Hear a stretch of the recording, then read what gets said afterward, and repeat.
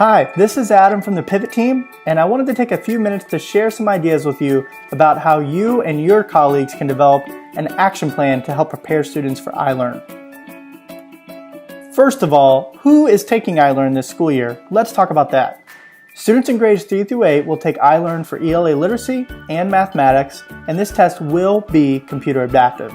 Students in grades 4 and 6 will take a fixed form science exam, at least in year 1. There's a possibility that in future years, the science exam might be computer adaptive too. Students in grade 5 will take an ILEARN social studies exam. That will be fixed form. And in high school, what we know so far is that students will take the biology exam, fixed form, which will continue to be a requirement. And now there's a new U.S. government exam that is optional. So as a quick side note, I-STEP is still the name of the game for grade 10 ELA and grade 10 math, at least for 2 more school years. But let's jump back into talking about ILEARN. What are some highlights of this new assessment system? Well, we're going down to a single administration window. In other words, no more part 1, which I am super excited about as a former teacher and administrator. Teachers will have more time to help students acquire the knowledge and skills they need throughout the academic year to prepare for this assessment experience. Also, assessment sessions will be untimed. This is a huge change. I know that many of the students I taught may have performed better and earned higher scores if they weren't burdened by the pressure of the 55-minute session. Now, students will have to complete the session they start on the day they start it, but they will have basically unlimited time within that day. These computer adaptive tests will only assess grade level standards. That's an important distinction. There are other assessment products out there that are computer adaptive that assess standards above and below grade level, but ILEARN will only assess what's on grade level. And they'll do that by adapting the testing experience based on at least 2 factors related to the items. Each item will be tagged with a difficulty measure, easy, medium, or hard, and cognitive complexity, which is aligned with Webb's depth of knowledge. Now, there's so much more I could say about that, but that would make this a much longer video, so I would encourage you to please go check out the DOE's website, and they have a presentation about how these computer adaptive tests will be deployed and designed. And last but not least, another highlight is that assessment results will be returned in 12 days, but not until next year. This is super exciting. I-STEP results have always taken a long time to get back, which really reduces the usability of the data. But after standard setting is completed this summer, the state is saying that we'll get ILEARN results back in 12 days in future years, which could be a major advantage.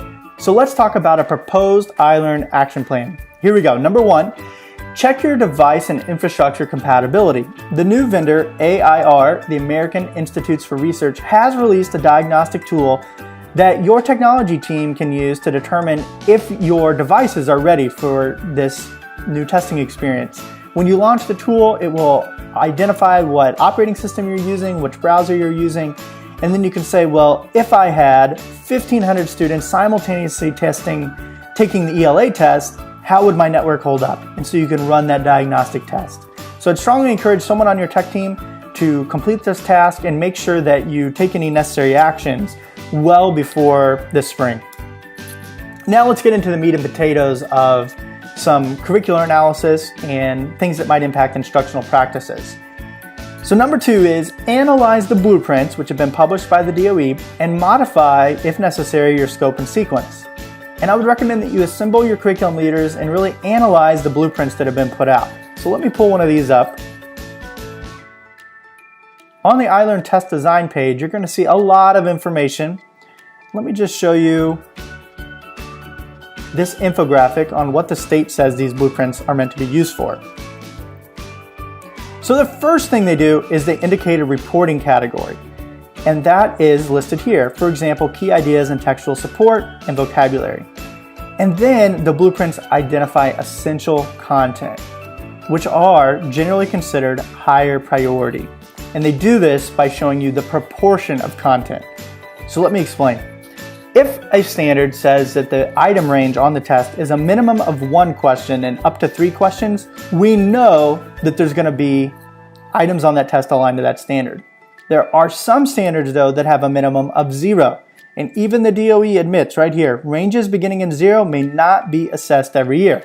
Now, it doesn't mean they shouldn't be taught. It doesn't mean they're not important. It doesn't mean they're not part of a full curricular experience for students. But it is worth noting that these ranges can help you determine what should be your highest priority and perhaps what should receive the most emphasis. So going back to the handout, I would encourage you to think about these 3 questions. How well does your scope and sequence align with the areas of emphasis indicated on the blueprints? What shifts in priority should be made? And if you identify any resource gaps, what are you going to do about it? Do you need to develop new materials? Do you need to buy new materials? These are important questions to make sure that your students have the opportunity to learn the standards and skills that are going to be covered on ILEARN. Let's jump down into the 3rd action. Use the released items and item specifications to audit your instructional practices and tasks. So I'd strongly encourage you to bring together a team of instructional leaders to look at the ILEARN item specs. And let's take a look at those now. You can find them again on the ILEARN test design page. And it's worth noting that to open these, you do have to use a zip file. In other words, you download this, then you unzip it, and then there is a document per standard. There is a ton here. And I want to quickly walk you through how some of these documents are organized. So here is an example of a grade 5 geometry item specification. This is for standard 5GA1. Of course, we have the full standard language, and then we have some really cool information. There's a section called content limits. This means that when this standard is assessed on ILEARN, only whole numbers will be used, only points located in the first quadrant, and plotting points given, the ordered pair will be aligned to this standard 5G2. So already this is setting some constraints on the type of performance that students will have to demonstrate. Now that's important because for our instruction, we can make sure that the task we're using align with these constraints.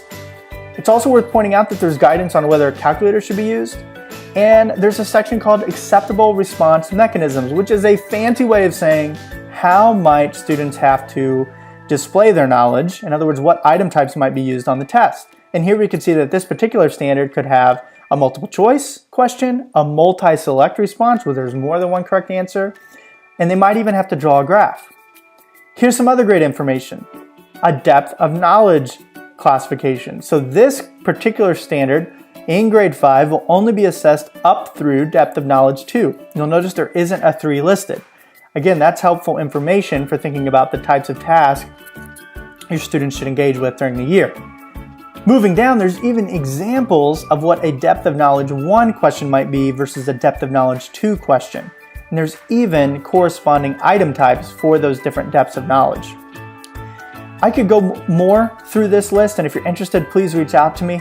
But the point is that there are even sample items for each difficulty level and depth of knowledge level. Again, easy, medium, and hard. And in this particular case, depth of knowledge 1 and 2.